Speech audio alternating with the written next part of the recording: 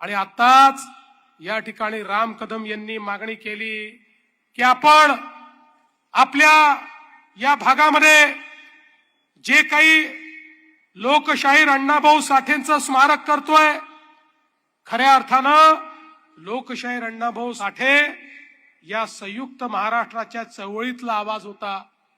या संयुक्त महाराष्ट्राच्या चळवळीमध्ये ज्यांच्या गीताने अंगार फुलवला ते लोकशाहीर अण्णाभाऊ साठे होते आणि ज्यांचे गीत आणि ज्यांचं वाङ्मय 11 देशांमध्ये त्या ठिकाणी वाचलं जातं। ज्या लोकशाहीर अण्णाभाऊ साठेंचा पुतळा लावण्याकरता मी रशियामध्ये गेलो होतो, रशियामध्ये देखील त्यांचं वाङ्मय हे त्या ठिकाणी पूजलं जातं। त्यांचं अतिशय उत्तम स्मारक आपण तयार करतो, पण त्यांचं स्मारक तयार करताना ते नेहमी असं म्हणायचे की ही जी धरती आहे, ही धरती ही शेषनागाच्या डोक्यावर नाही आहे, ही कष्टकऱ्याच्या तळ हातावर आहे।